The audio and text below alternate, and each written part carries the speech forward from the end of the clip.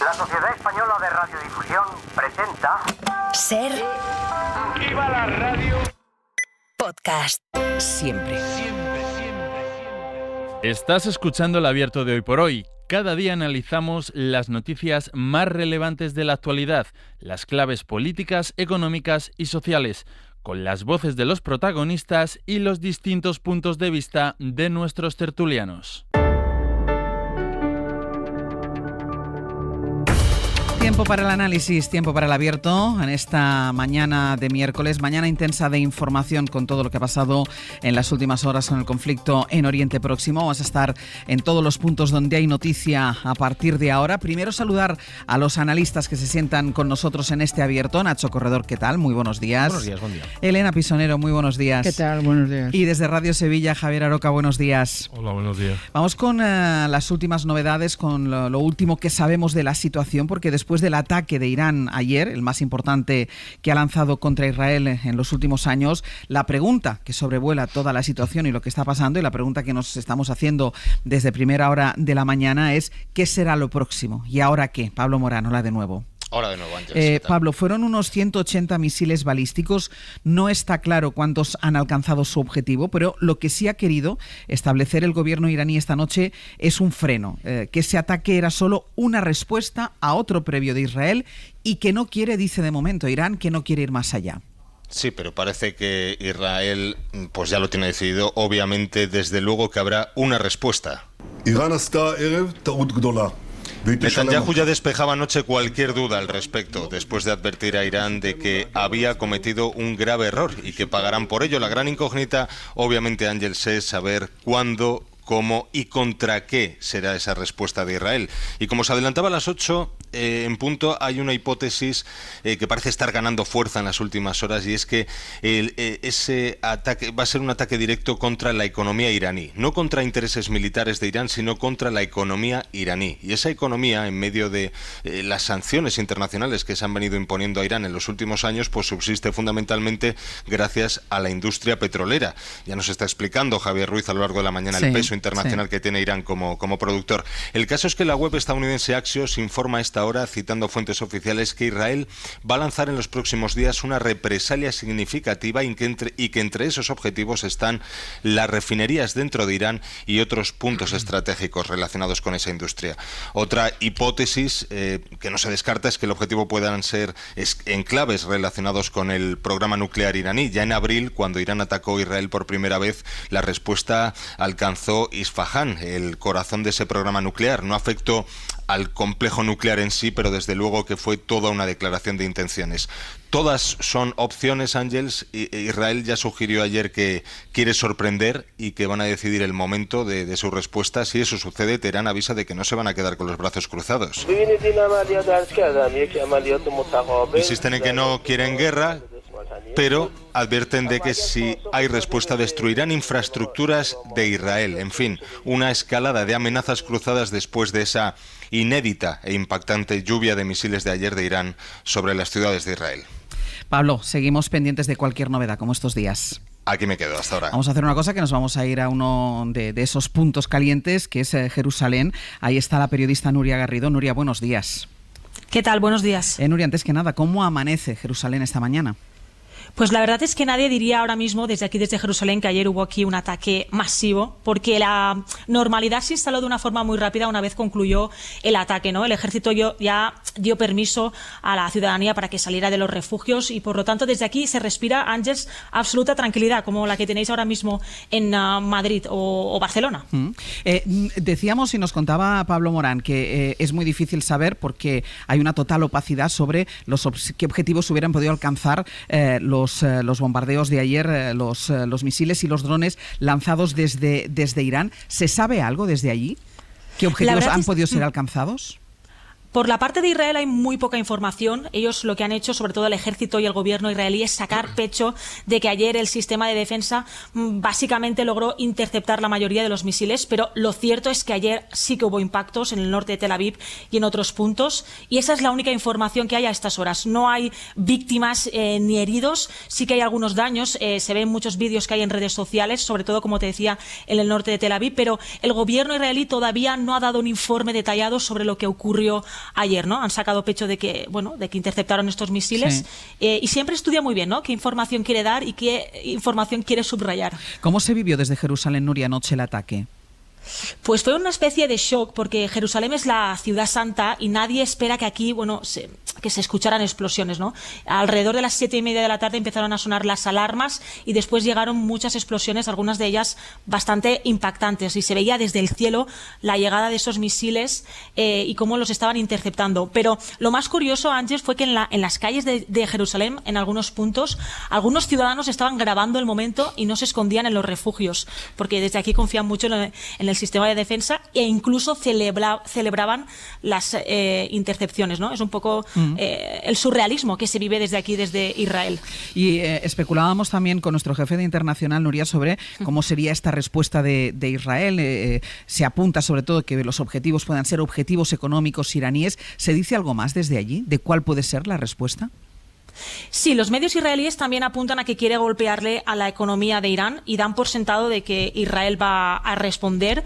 Lo cierto es que Israel está muy decidido con sus actos, ¿no? Lo estamos viendo en Gaza, lo estamos viendo en Líbano y va a responder seguramente contra Irán. El miedo es que si esto ocurre es que Irán vuelva a contraatacar a Israel y que siga subiendo la tensión aquí en Oriente Medio y que al final estalle esta temida guerra regional, ¿no? Entonces sí que se da ya por sentado desde aquí que va a atacar, pero todavía hay que esperar, porque aquí en Oriente Medio es todo muy volátil y la verdad es que es muy difícil de contrastar la información que nos da el gobierno israelí.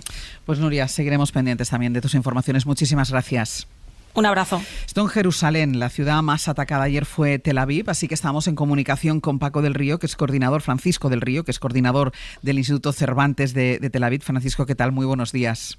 Hola, buenos días, Ángeles, ¿qué tal? Muy bien. ¿Cómo amanece, Francisco, esta mañana la ciudad de Tel Aviv? Pues nada, muy tranquilo, aquí estamos muy tranquilos, con total normalidad. La gente hace su vida en las calles, se está preparando la fiesta de esta tarde, que es el Año Nuevo Judío, y entonces, pues la gente está preparando pues como si fuera un 24 de diciembre allí o un día de fin de año, pues preparando ya la fiesta y la gente preparando las cosas para ir a casa. Un día con total normalidad después de ayer. Nos decía, Francisco, nos contaban ahora desde Jerusalén, la periodista Nuria Garrido nos decía, confían tanto en su escudo antimisiles que ayer, a pesar de que sonaron las sirenas antiaéreas, a pesar de que hay refugios preparados, mucha gente permaneció en la calle mirando qué es lo que estaba pasando. ¿Cómo se vivió el ataque en Tel Aviv? Bueno, nosotros en Tel Aviv recibimos un aviso, se recibe el aviso telefónico de que se va a producir un ataque. Tienes unos minutos antes de que suenen las alarmas y después de las alarmas también hay un poco de tiempo. Entonces nosotros nos dirigimos al refugio, en nuestro caso tenemos un refugio comunitario y la gente va con total normalidad, todo el mundo se ayuda unos a otros y pues en el refugio estuvimos esperando, escuchamos el estruendo de las destrucciones de misiles. Y subimos otra vez a casa, volvimos a bajar otra vez porque llegó un segundo anuncio. Y en general se vivió con bastante normalidad. En nuestro barrio no observamos a nadie que estuviera mirando ni nada por el estilo. Pero me imagino que eso va por zonas y por lugares, ¿sabes? Claro, en la zona de la que tú me hablas entiendo que tampoco es perceptible ningún objetivo alcanzado. No, por nuestra zona, que yo sepa, no ha habido nada alcanzado. Y hoy escucho de fondo ruidos, es decir, la circulación, todo es como de un día normal. Sí, es que estamos, por la zona por la que estoy yo pasan muchos helicópteros, sí, es normal, o sea, yo no he encontrado ninguna normalidad, la gente vuelve a su normalidad en cuanto puede, es decir, sí que es cierto que hay una cierta confianza en el escudo antimisiles y después sí que ya se ha instalado en la población israelí pues una disciplina respecto a este tipo de acciones, porque claro, llevan ya tiempo con esto. Pues Francisco, yo te agradezco muchísimo también tu testimonio desde Tel Aviv, muchísimas gracias. Gracias a vosotros, venga, que vaya muy bien.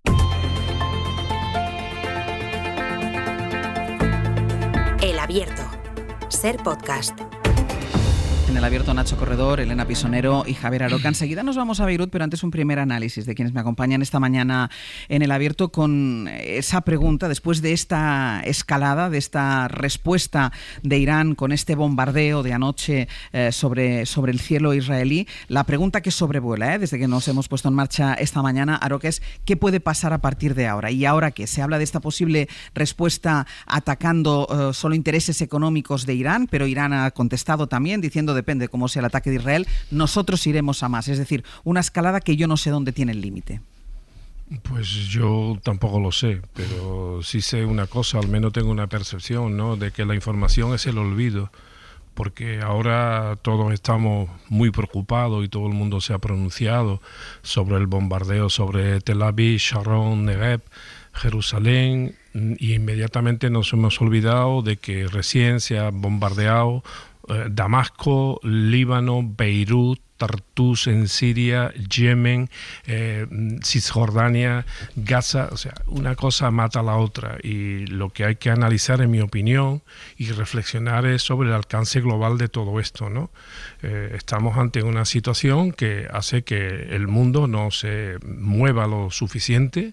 Hay que recordar que hay una condena de la Corte Internacional de Justicia contra el Estado de Israel. Hay que recordar que la última Asamblea de las Naciones Unidas votó a favor de que en 12 meses Israel se retire de los territorios ocupados a raíz de la guerra de 1968, pero ahora el problema es cómo van a responder estos dos. Bueno, yo creo que es un asunto buscado. No digo que Israel no tuviera como objetivo también, y como lo ha tenido siempre, el exterminio del pueblo palestino, y que fuera todo a raíz de aquel atentado de Hamas, por cierto, muy sospechoso, ¿no?, porque el Mossad no se enteró y después ha sido capaz de matar selectivamente a todos aquellos que tenían un pager, bueno, un localizador o un busca. Bueno, es todo muy sospechoso, pero al final el verdadero enemigo, al menos como es sentido por parte de Israel, es Irán, que es un Estado con capacidad de hacerle frente, y por tanto parece que todo se ha buscado en ese sentido.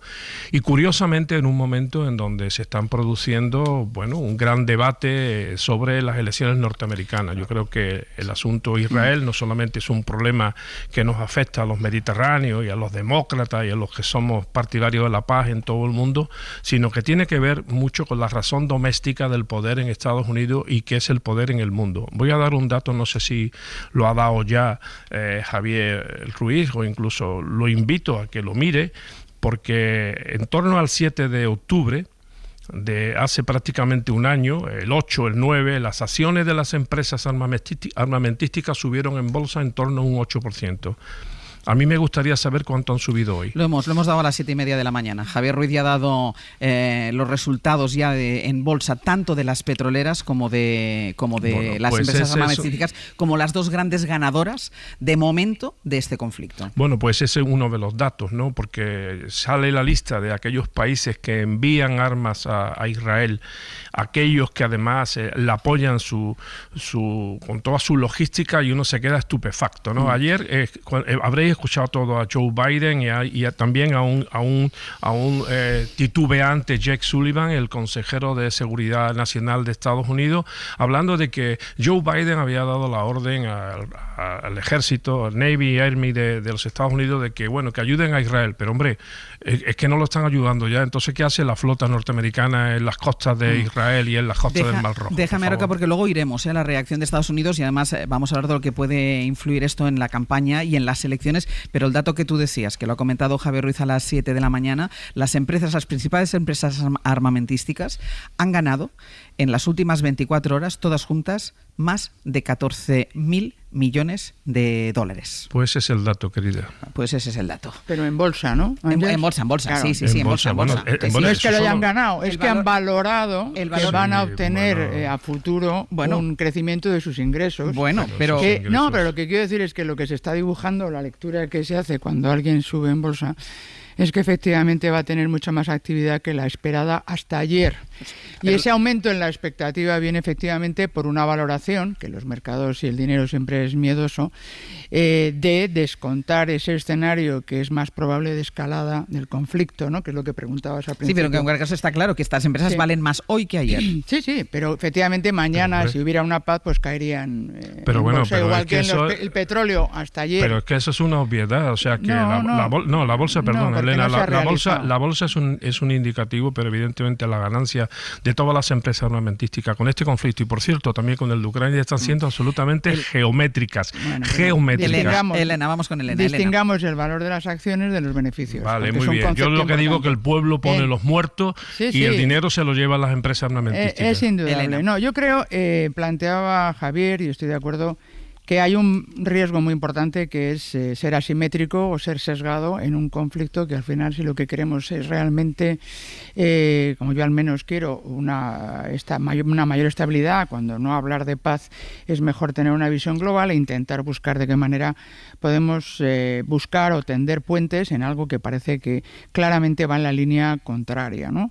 Estamos hablando de un conflicto en Oriente Medio que ya lleva desde el origen, digamos, bueno, desde la más antigua antigüedad, pero desde luego desde la constitución del Estado de Israel, y es, bueno, digamos que es una situación no resuelta. Yo lo quería poner en el contexto de cómo se está transformando el orden mundial, lo que creíamos que era un orden mundial en un desorden actual que, como bien decía Javier, está muy influido por una debilidad de Estados Unidos, en el que sí que hay bastante acuerdo en lo que debe hacerse en política exterior, pero cada vez menos, ¿no? Porque digamos que hay un candidato que bueno, pues como en la otra candidata, en este caso Trump, tiene probabilidades de ganar con un discurso que va más en la línea de lo que se está conformando en el mundo, que es un mundo de disrupción, de fragmentación, en el que las reglas del juego ya no valen, y eso también va a la lectura que hacemos, ¿no?, de las condenas de los tribunales internacionales, que se basan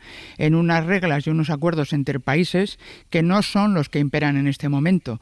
Tenemos países y tenemos nuevos actores a través de milicias y de ciberhackers que están cambiando la dinámica de las guerras. Estamos hablando de milicias que están representando a países y que al final son los interlocutores. Estamos hablando de Hamas, de Hezbollah, de los hutíes, etcétera, que están o estamos planteando un debate de iguales y no lo son. Estamos en una lógica mucho más compleja en la que esas milicias, que son terroristas, no responden ante nadie, pero parecen erigirse en defensores de ciudadanos que no les votan y sobre los que no reclaman. Y esto me parece importante ponerlo en la ecuación. Igual, por supuesto, que los nuevos actores en el mundo económico, que van más allá de los tradicionales del petróleo y de la defensa, como son los nuevos colosos tecnológicos que se convierten o se erigen en influencers que definen lo que deben hacer los políticos. Por lo tanto, estamos en un mundo mucho más complejo en el que efectivamente Irán, en concreto, digamos, es un enemigo acérrimo de Estados Unidos, y viceversa, igual que en el caso de Ucrania. Utilizamos países y a los muertos de esa zona para, digamos, dirimir conflictos que no se es capaz de dirimir en el otro ámbito. Y es en esa clave global y en esa mirada sistémica en la que debemos analizar esto para salir de la anécdota, que es terrible, de muertos, pero sobre todo con ese interés de solucionar los problemas. No igualemos terroristas con estados, digamos, que responden de sus actuaciones, y tengamos mucho cuidado en efectivamente dinamitar puentes o acriar la situación. Nacho. En general, a la economía en su conjunto lo que le va mejor es la estabilidad.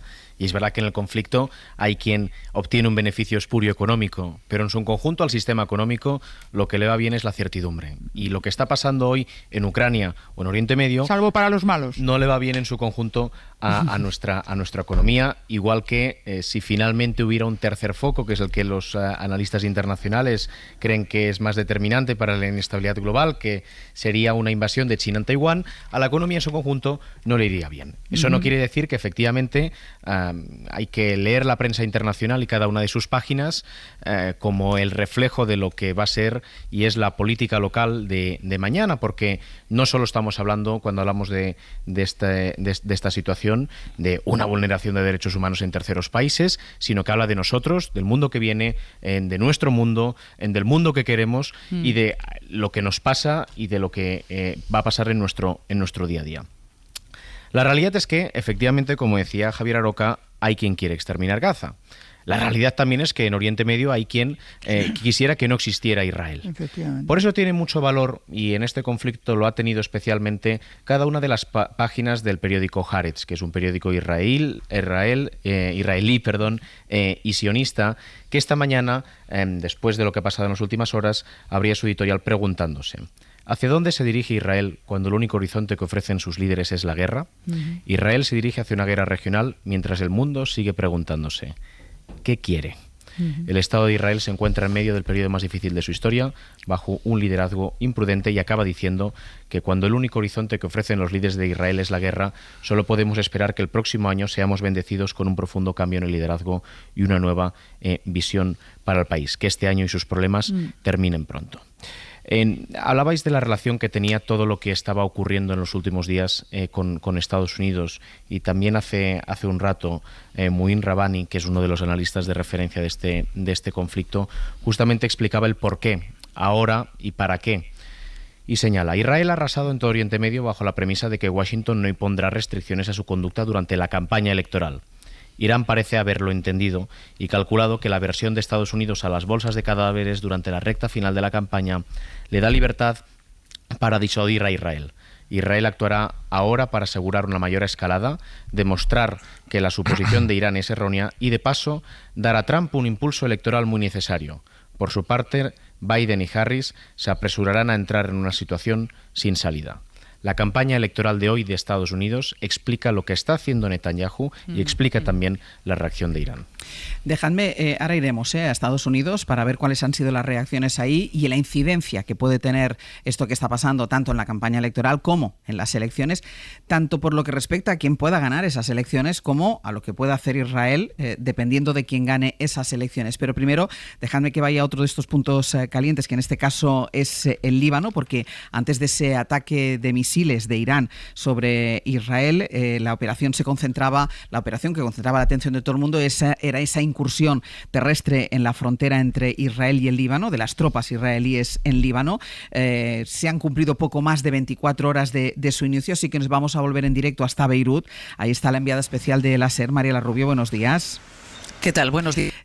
Mariela, Israel no ha dado por concluida esta incursión. De hecho, las tropas siguen dentro de territorio libanés. Mantiene esa incursión mientras prepara esa respuesta de las que hablábamos contra Irán. El ejército de Netanyahu ha vuelto a atacar, además, hasta hace apenas unas horas, ha estado atacando de madrugada hasta la capital libanesa. Sí, ha sido una de las peores noches en Beirut desde que Israel arrancó su ofensiva.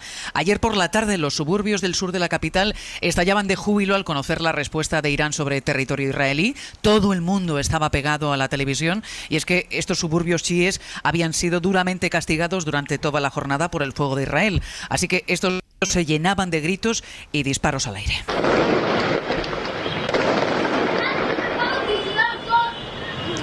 Pero ese júbilo inmediatamente se desvanecía porque Israel no concedía ni un respiro. Retomaba los bombardeos de inmediato y seguía golpeando el sur de la capital. ¿Dónde? Pues en los barrios que rodean el bastión de Hezbollah por excelencia, Dahiyeh. Los ataques se han prolongado, como tú decías, hasta prácticamente el amanecer, y el sonido de Beirut ha vuelto a ser el de los últimos días, este.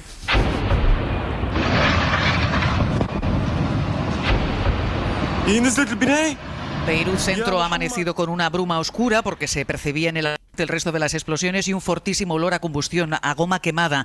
Aquí han buscado refugio muchos de los habitantes de zonas chiíes, como Hussein, que con voz entrecortada nos contaba lo terrible que ha sido para él esta noche. It was absolutely terrifying. I haven't slept all night. It was horrible. More horrible than yesterday? Yeah, it was. Yeah. Esto en Beirut, Ángels, porque en el sur del país, tras la incursión de Israel el pasado lunes, a esta hora sabemos, primero, que hay intensos combates en la frontera y que Tel Aviv ha llamado a evacuar 30 localidades libanesas. Y hay dos noticias de última hora que además están relacionadas. Primero, la alerta que ha enviado al amanecer el ejército israelí, advirtiendo a los libaneses de que cualquier vehículo que cruce el Litani, que es el checkpoint geográfico que marca la entrada en el sur, puede ser objetivo militar. Y la más reciente, de ahora mismo, algo de lo que informa el ejército israelí, movilizan una nueva división y comandos especiales para unirse de inmediato, y es textual, a la operación terrestre selectiva y demarcada que comenzó el pasado lunes. Pues seguiremos también pendientes de la situación en Líbano. Mariela, gracias. A vosotros.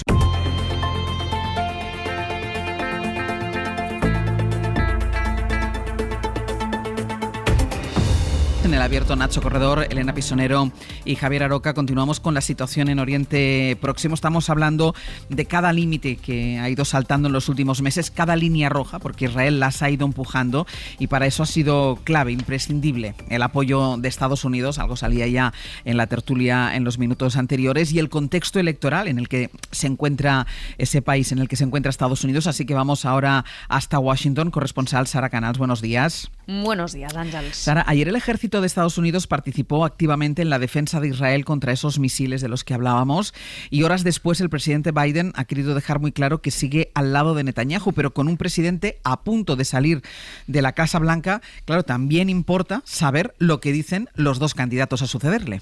Pues por un lado el expresidente Trump en su línea ha intentado sacarle rédito electoral a este ataque y ha alertado de una inminente tercera guerra mundial causada por el presidente Biden y por Kamala Harris, y ha comparado Israel y Irán con dos niños peleándose.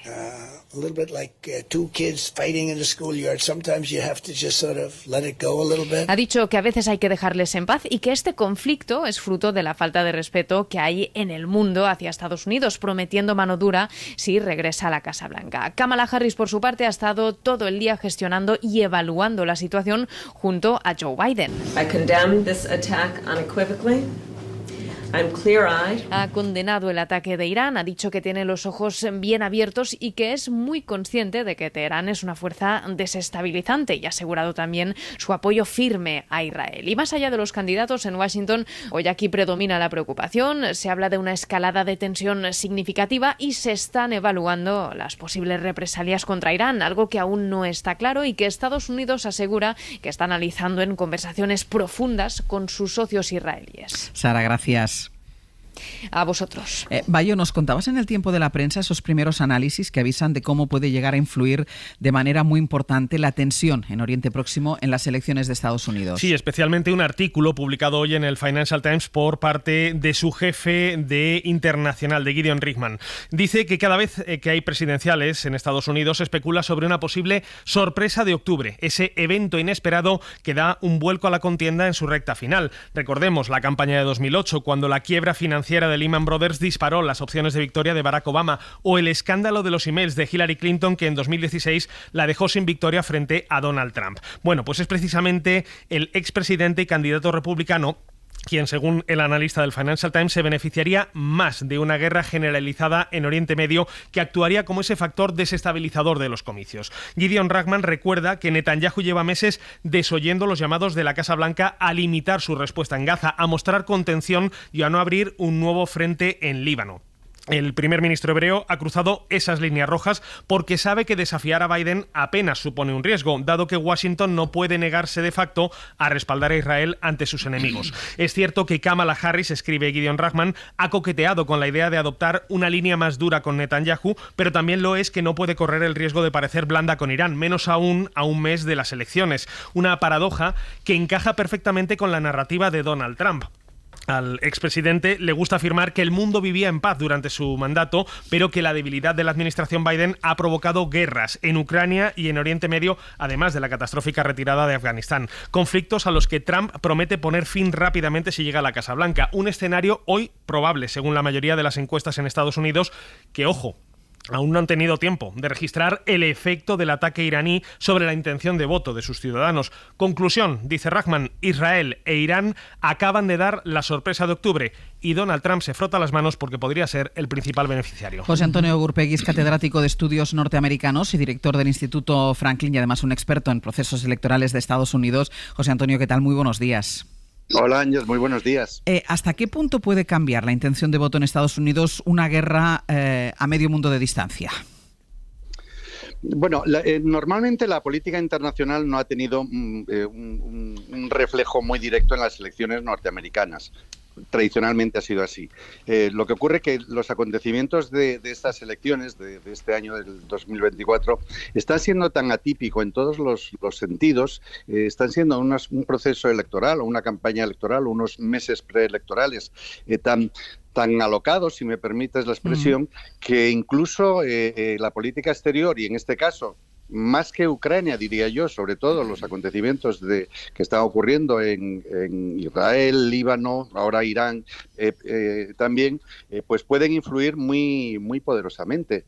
Algo que sería ciertamente atípico en lo que han sido las elecciones norteamericanas tradicionalmente, que se centraban más en temas domésticos que en temas internacionales. De todas formas, la gran incógnita, José Antonio, es cómo sería o cuál sería la postura de Kamala Harris una vez convertida en presidenta si ganara estas elecciones, porque yo no sé si ella puede equilibrar la crítica hacia Netanyahu con el apoyo a Israel.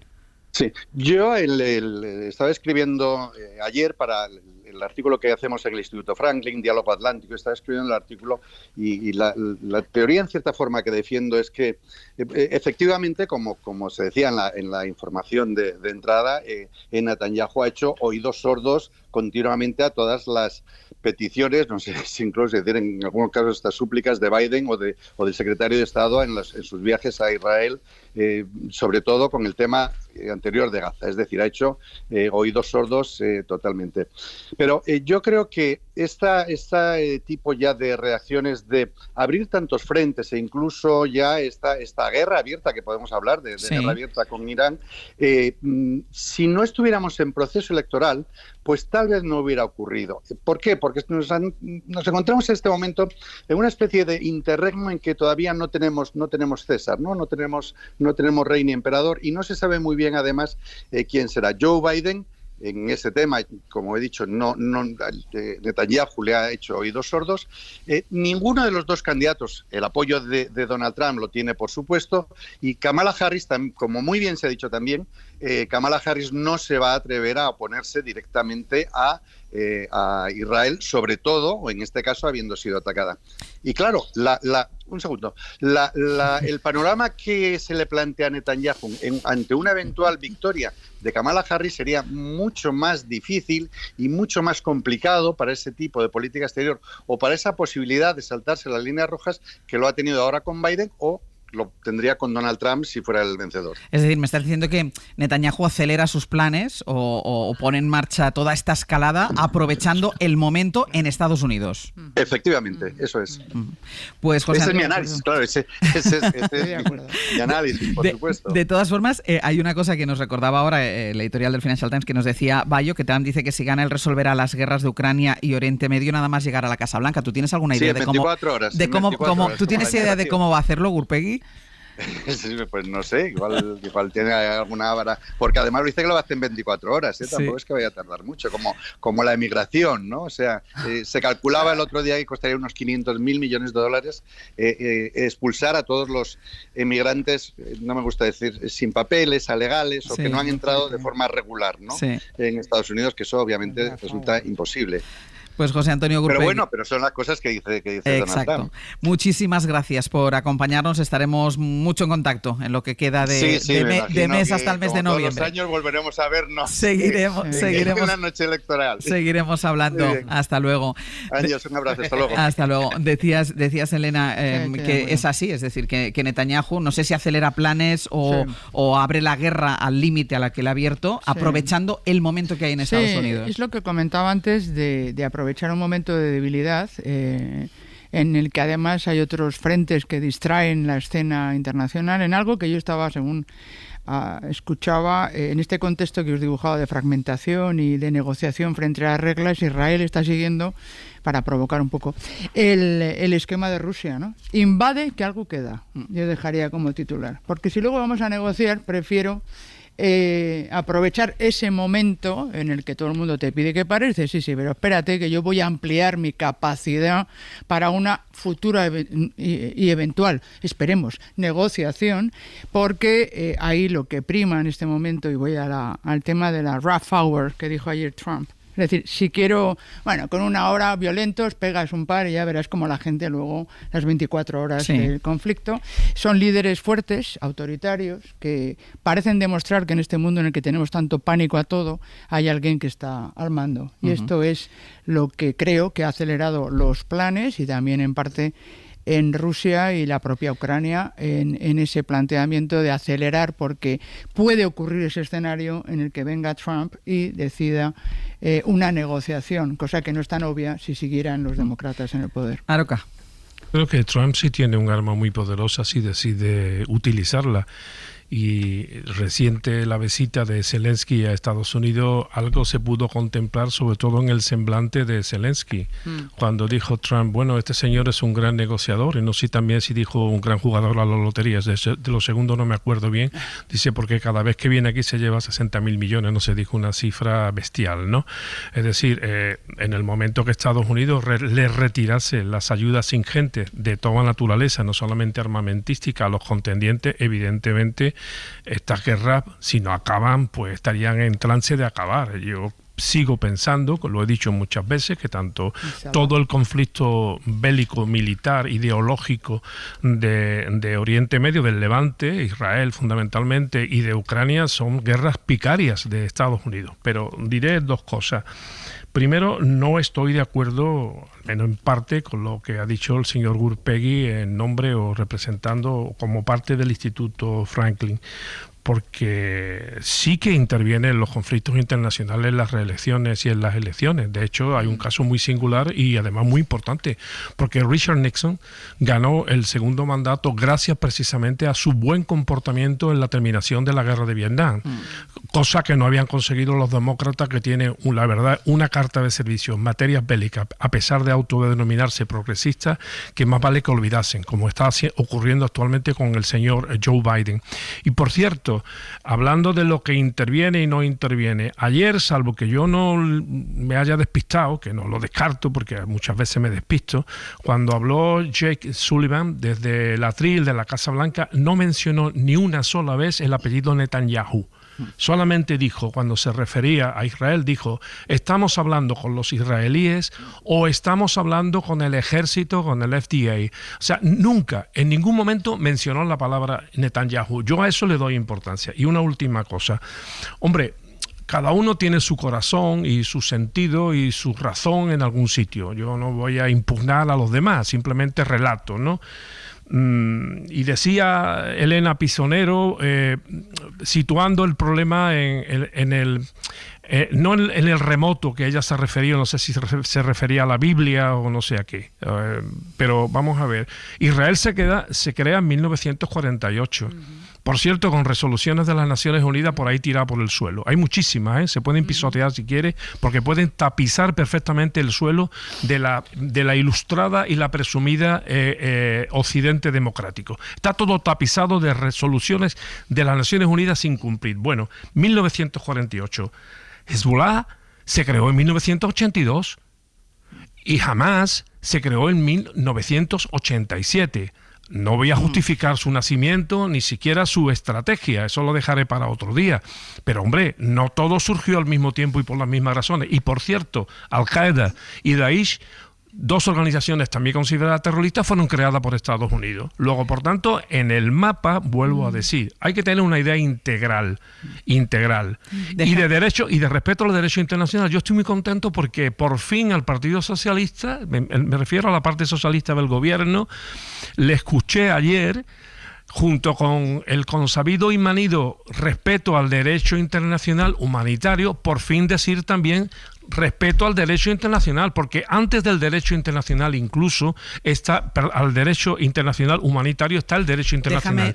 Lo que hay que exigirle a Israel es que respete el derecho internacional. Déjame que tengo que ir a publicidad y Bayo, querías añadir una puntualización. Simplemente sobre el peso de los eventos internacionales en las elecciones, no solamente la guerra de Vietnam, también la crisis de los rehenes determinó que Jimmy Carter no consiguiera la reelección y que fuera Ronald Reagan, cuya campaña durante meses estuvo presionando para que no se produjera la liberación de los rehenes, que se dio apenas unas horas después de confirmarse la llegada de Reagan al poder. Pues una pausa y seguimos,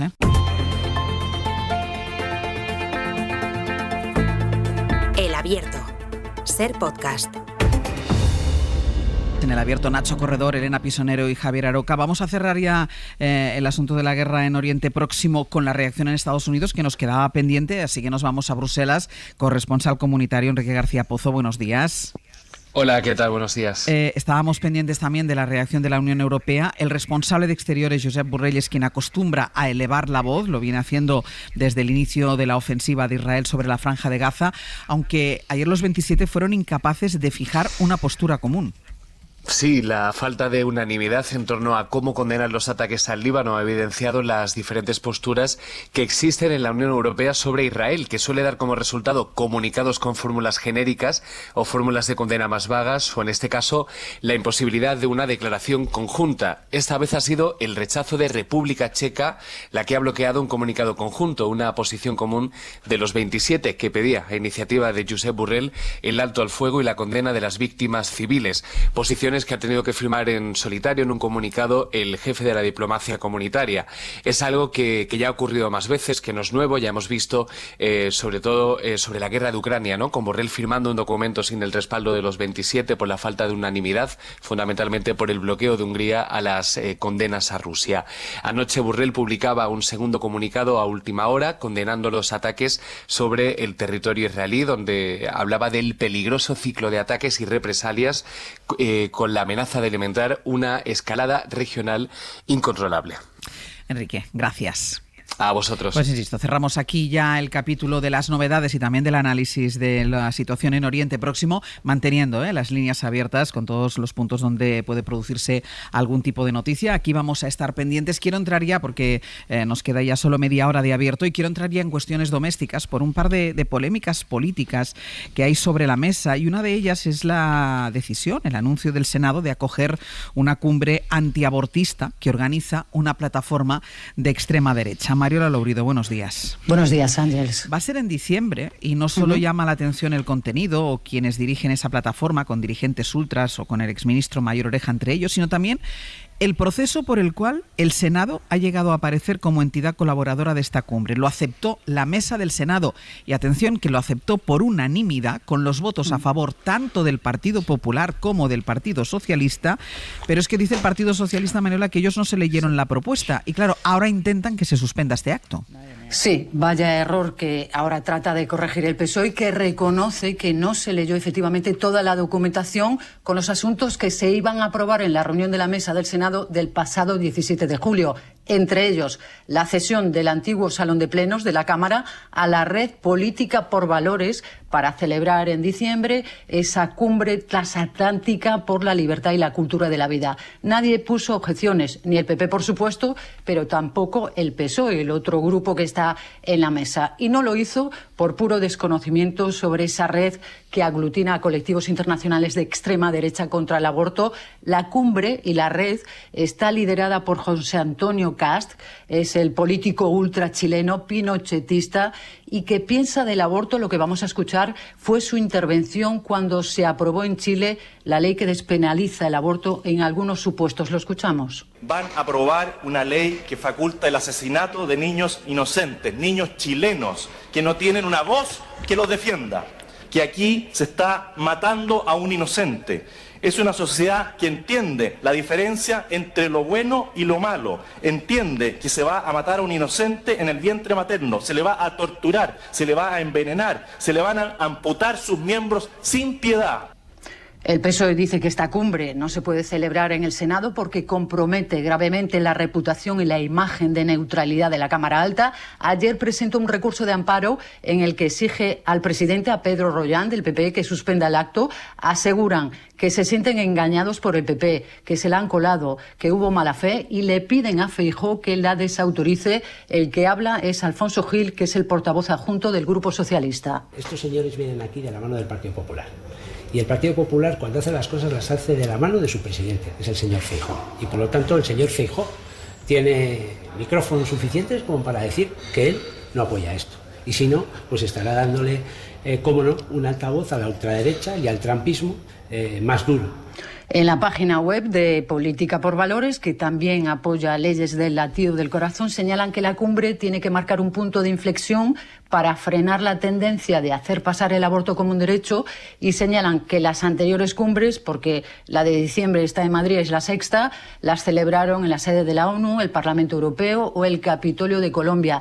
También en 2018 tuvieron un acto en el Congreso, que la verdad no nos hemos enterado. Y, en fin, Ángeles, que van a participar políticos de América, África y Europa, y también, como citabas, el exministro del PP, Mayor Oreja, que tiene desde hace años una plataforma antiabortista. Mariola, gracias. A ti, hasta luego. Bueno, aquí tiene dos aspectos, dos vías de análisis, Nacho. La primera, el tremendo error del Partido Socialista de votar a favor. Hablaba un portavoz en el artículo que cuenta El País, un portavoz del Partido Socialista, diciendo que es que lo que se presentó era muy largo, que eran 200 páginas, que no se lo leyeron. El tremendo error del Partido Socialista. Y después la cuestión de si el Senado tiene que ser el escenario o el foro que acoja, el foro físico que acoja un encuentro de estas características. Desde luego hay veces que es mejor no excusarse si las excusas son como las que hemos escuchado, ¿no? La realidad es que esto tiene dos lecturas distintas. Para mí, probablemente la más sintomática tiene que ver con cómo en debates impulsados desde Latinoamérica cada vez tienen una mayor presencia en nuestro país.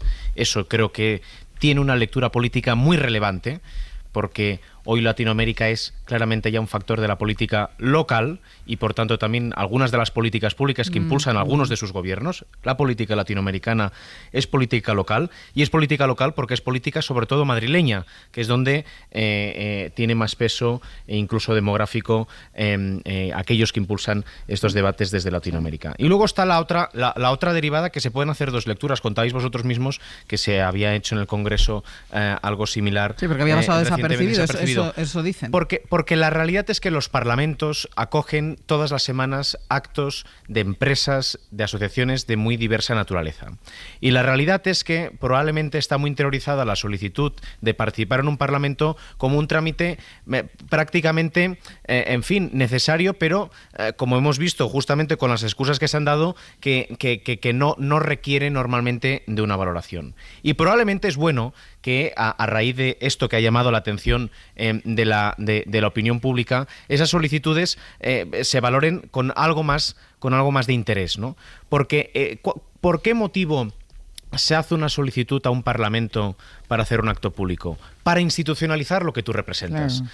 En el Parlamento Europeo, si fuéramos esta semana, de lunes a viernes, veríamos una decena de actos de distintas organizaciones. Y el incentivo es institucionalizarlo. Probablemente, y más con el componente político evidente que tiene esta iniciativa, haciéndolo además en el antiguo hemiciclo del Senado, la vocación era justamente esa. Pero insisto que con la propia información vemos cómo de forma recurrente nuestras instituciones acogen actos de muy diversa índole. Elena. Bueno, yo creo que lo ha planteado muy bien Nacho, ¿no? Yo creo que efectivamente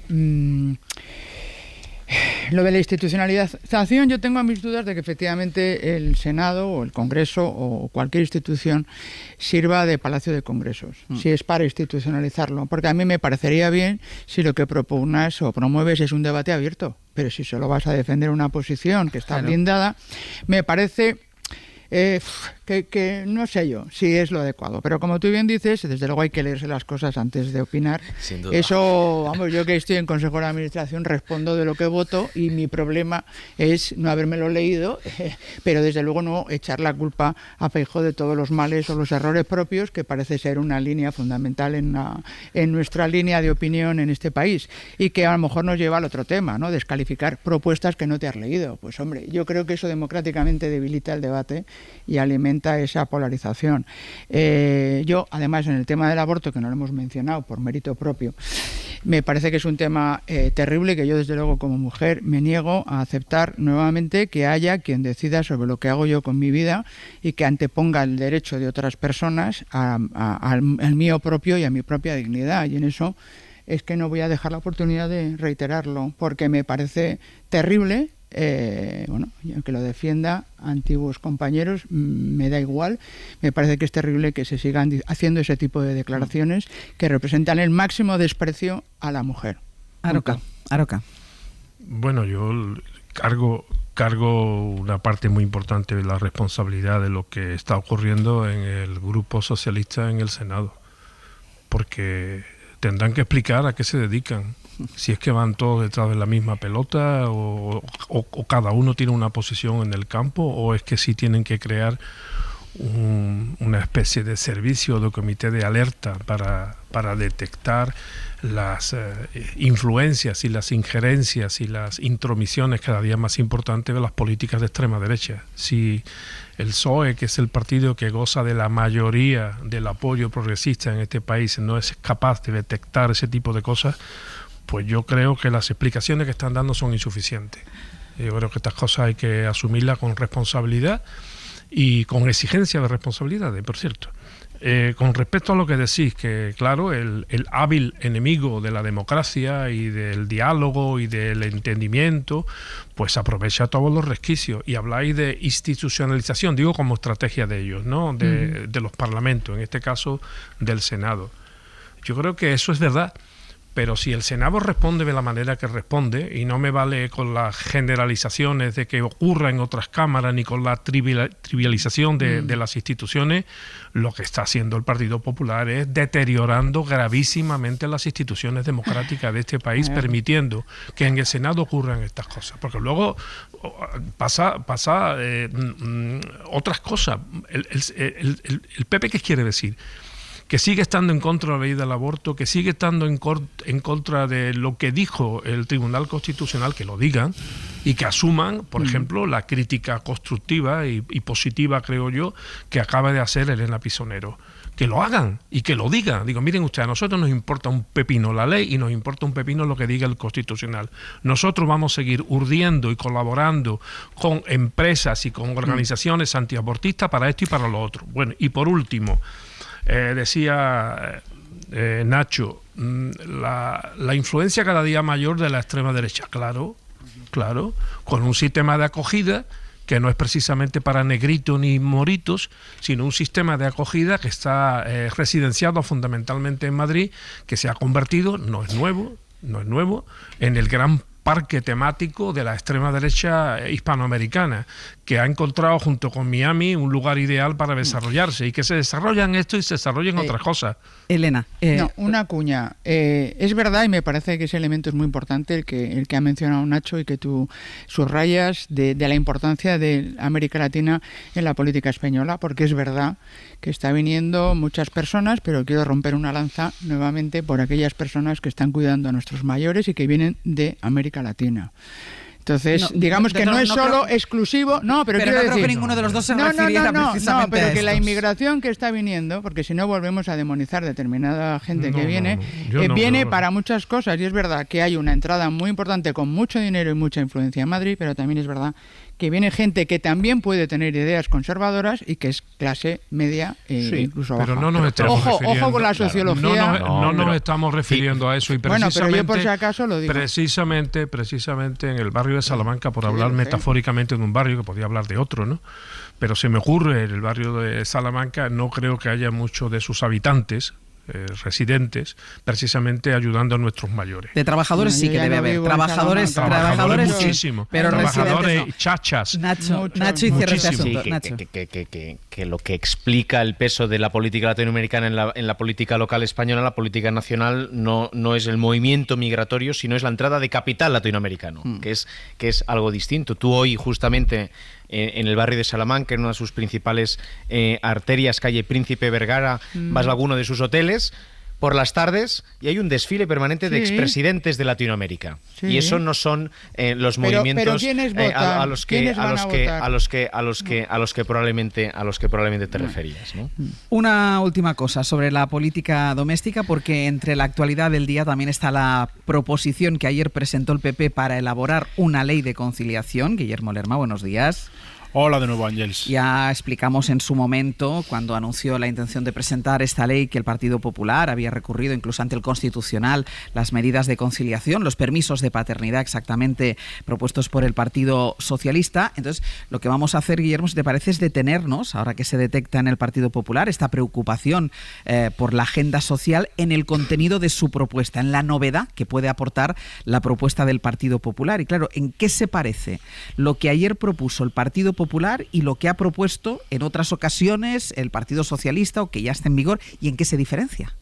Pues hay puntos, Ángels, de la propuesta de la ley del PP que coinciden con los que proponen no solo el PSOE, sino los dos partidos de la coalición, aunque hay matices que dan lugar al debate. Por ejemplo, en la ampliación de los permisos por nacimiento, que es una de las medidas estrella, hasta las 20 semanas. Esto es algo que recoge la propuesta de Génova y que también recoge el acuerdo de gobierno sellado en 2023 entre socialistas y Sumar. Los de Yolanda Díaz, de hecho, piden que esta medida se incluya en la negociación de los presupuestos generales del Estado del año que viene. Lo que plantea el PP es que no sea obligatorio coger las 6 primeras semanas justo después del parto, sino que se puedan disfrutar a lo largo del primer año de vida del menor, algo que levanta algunos recelos entre los socialistas. Esas 6 semanas seguirán siendo de disfrute obligatorio y no transferible entre los progenitores. Una segunda medida que plantean los de Feijóo, la gratuidad de la educación de 0 a 3 años, algo que también recogen PSOE y Sumar en su acuerdo de coalición, aunque con una diferencia. Los partidos de la coalición dicen claramente que debe hacerse esa gratuidad potenciando el sistema público. El PP habla de adaptarla a los modelos que ya hay implantados en cada territorio, es decir, no distingue entre si hay que potenciar el sistema público o el sistema concertado o privado, y además hablan los de Feijóo de dar ayudas directas a familias que opten por no escolarizar a los menores en esa franja de edad. Y una tercera medida, la racionalización horaria. El PP propone en su ley que las jornadas sean flexibles, cumpliendo un horario obligatorio, o que se cree un banco de horas acumuladas para que los trabajadores puedan disfrutarlas para conciliar.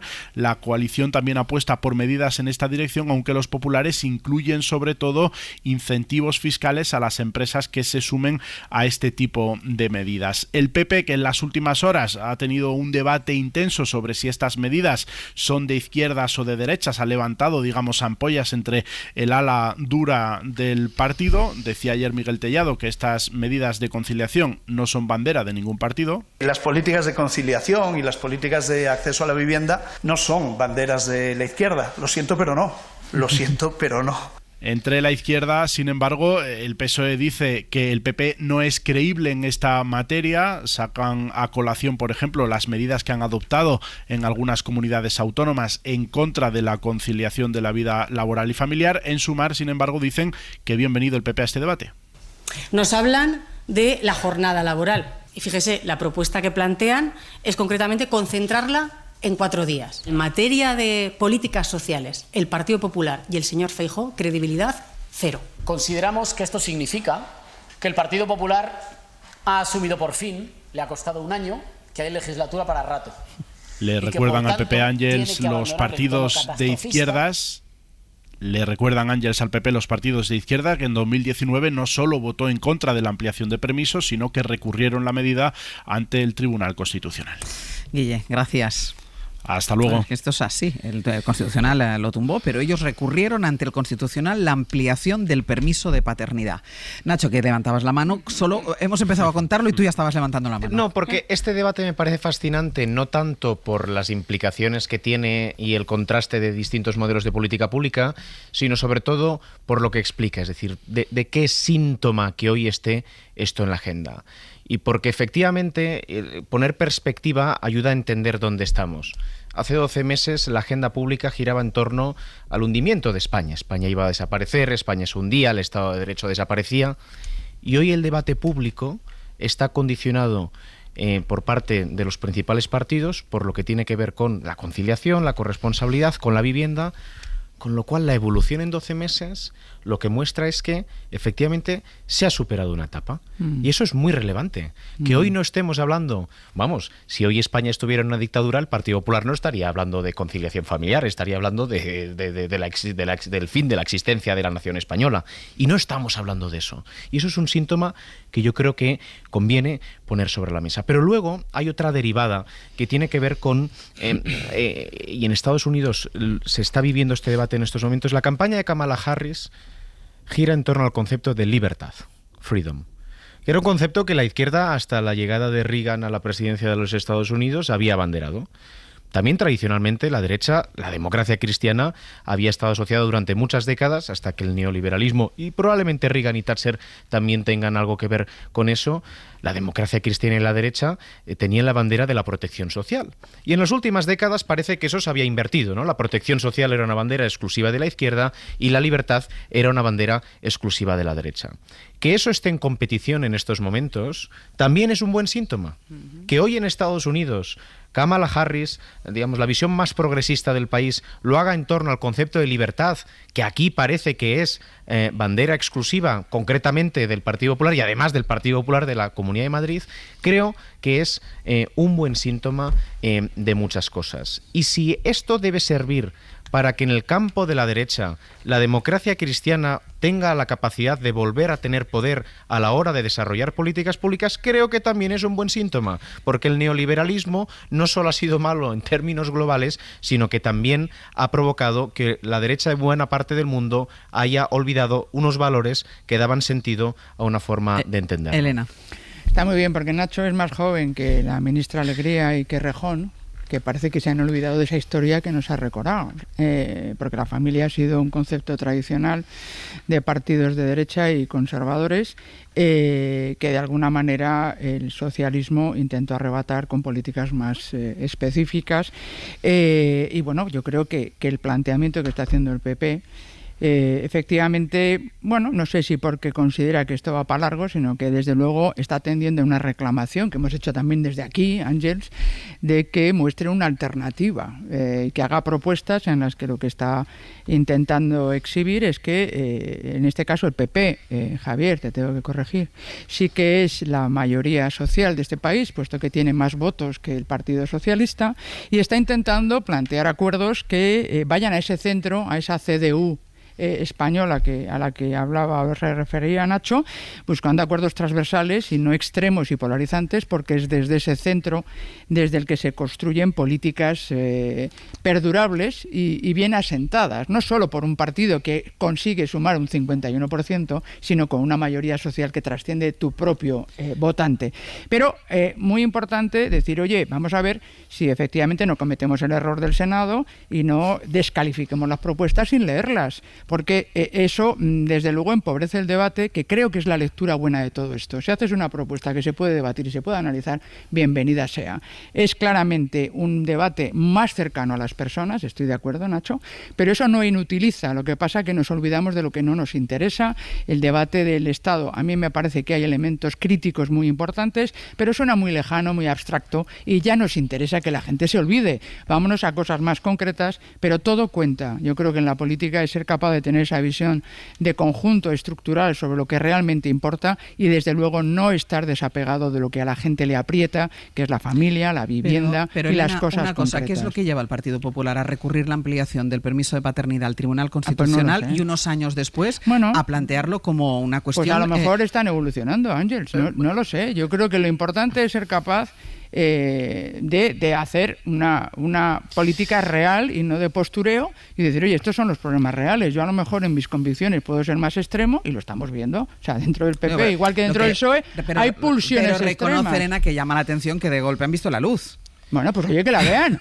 Oye, de unido, nena, de unido. Yo creo que lo importante es que se vea y que se avance en una propuesta constructiva y que asuma sus dificultades, igual que una familia que, aprovecho también, cuña, no es la familia tradicional, que rechaza el aborto y que cree que las mujeres se tienen que casar con hombres. Aroca, que me voy quedando sin tiempo, Aroca. Bueno, primero, quien tiene la mayoría en un país democrático es quien puede formar gobierno y quien tiene la mayoría la mayoría en el poder legislativo para poder legislar y hacer, en este caso, espero, y que sigan haciendo las leyes progresistas. Eso es lo primero. Segundo, sobre la idea de libertad.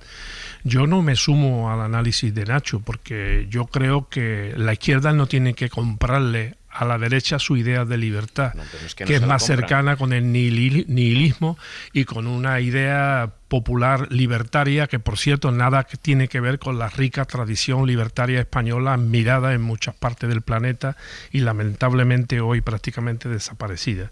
Con respecto a las medidas de conciliación, el Partido Popular no es nada creíble. Esto que ha contado o que está diciendo flota en el aire, seguramente porque algunos de los asesores, si tuviéramos el mapa de Isobara de sus asesores, pues seguro que identificaríamos quién ha sido el autor de esta idea, que efectivamente, como ha dicho el señor Tellado, en el caso del PP no es ni de derecha ni de izquierda, sino de la demoscopia.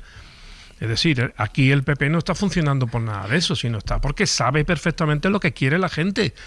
Porque sabe también perfectamente lo que quiere la gente, por cierto, en materia de reducción de horario. Y ahí donde está, por ejemplo, una de las contradicciones, voy a decir dos, del Partido Popular. La primera, está hablando de esto y al mismo tiempo el señor Feijóo dijo recién que bueno, que la manera de llegar a una reducción de los horarios es concentrarlo todo en un día y trabajar 9 horas y media. ¿De verdad que 9 horas y media permite la conciliación, señor Feijóo?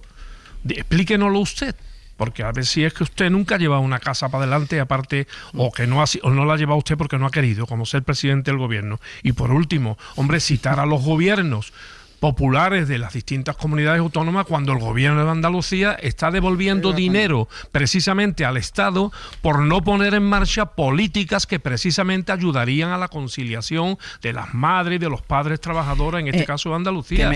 Coherencia, por favor, señor Feijóo. Que me queda un minuto, te doy 30 segundos para contestar, Nacho, que querías contestar algo. Probablemente me haya debido explicar mal, ¿no? Porque que la izquierda renuncie, que la izquierda renuncie a la bandera de la libertad no implica que la izquierda deba asumir el concepto de libertad que tienen los liberales. Claro. Marx hablaba del reino de la libertad y probablemente es un concepto distinto del que tiene Isabel Díaz Ayuso. Sí.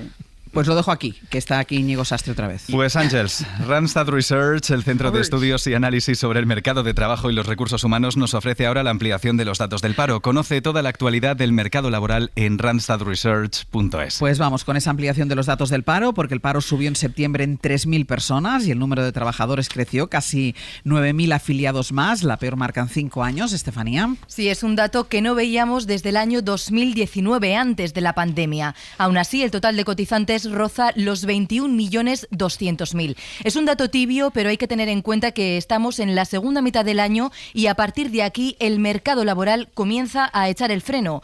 ¿Qué ha pasado este mes? Que los chiringuitos han echado el cierre, tenemos 30.000 camareros menos y 40.000 bajas en el comercio, es decir, los que nos han atendido y cuidado este verano se han ido a la calle. ¿Y quién salva esto? La educación. 50.000 profesores han vuelto a las aulas con el inicio de curso, una cifra que puede parecer abultada, pero que no lo es, porque solo en julio más de 100.000 profesores vieron cómo sus contratos expiraban. Los profesores tiran del empleo, los camareros se van a la calle y el paro sube, sobre todo, Estefanía, en el sector servicios. Sí, más de 4.000 nuevos parados en este sector, aunque el paro, lo decíamos antes, ha subido en 3.100 personas. Un desempleo, el de septiembre, totalmente feminizado. El 97% de las nuevas paradas son mujeres. ¿Cuántos hombres se suman al desempleo? 84. ¿Cuántas mujeres? 3.080. Pues ahí están los datos. Estefanía, gracias. Hasta luego.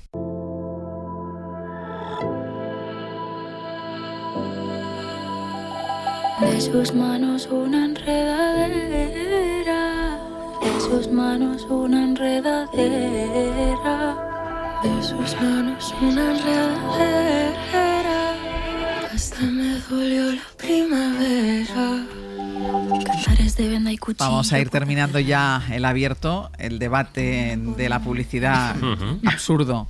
Totalmente absurdo. Absurdo, porque a ti te lo parece. Claro que te lo has perdido, pero ha sido absolutamente absurdo. Sí. Es sobre la camiseta que la gente tampoco... Es sobre la camiseta de Sergio Castro. Sergio Castro, buenos días. ¿Qué tal? Yo no le daría más pábulo a todo esto porque es un disparate. Es un disparate. Sí. Ahí estamos tú y yo de Siempre estamos de acuerdo. Así va el país. Pepe Rubio, buenos días. Buenos días. Pues tiene que ver la camiseta y el debate con el tema que nos traen en el rincón y en la esquina Manuel Delgado y Marta Sanz, porque vamos a hablar de líneas rojas. Vaya. Líneas rojas. Esos límites que nos ponemos o nos ponen. Es decir, esa línea que no podemos cruzar porque nosotros no nos permitimos cruzarla, o nos las ponen a nosotros y no nos dejan cruzarla. Invisible. Líneas rojas. 900, 100, 800. Ya pueden llamar para decir cuáles son sus líneas rojas o quién le pone esas líneas rojas. ¿Quién? Dice. 900, 100, 800. Voy a llamar.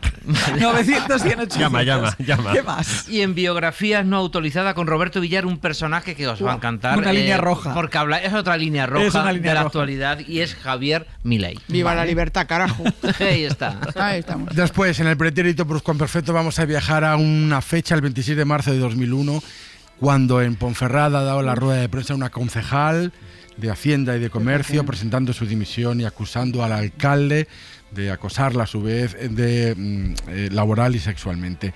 Eso marcó el principio de una etapa nueva y nos preguntamos cómo era esa España, cómo lo vivimos, cómo reaccionamos, cómo algunos callaron y otros no, para después, con tiempo y espacio, entrevistar a la protagonista, a Nevenka Fernández, que estará aquí hoy en los estudios de la SER, y también a Iciar Boyain, que es la directora de cine que acaba de presentarnos en el Festival de San Sebastián, y ya está en los cines la película Soy Nevenka. Aquí va a estar Nevenka con nosotros para hablar no solo de la película, sino también de todo lo que pasó en esa fecha que acaba de recordar ahora Sergio Castro. Todo esto desde ahora y hasta las 12:20 de la mañana. O sea que nos queda todavía mucho por hacer y mucho por contar. Nacho Corredor, Elena Pisonero, Javier Aroca, hasta la semana que viene. Adiós. Un abrazo. Hasta luego. Adiós. Para no perderte ningún episodio, síguenos en la aplicación o la web de la SER, Podium Podcast o tu plataforma de audio favorita.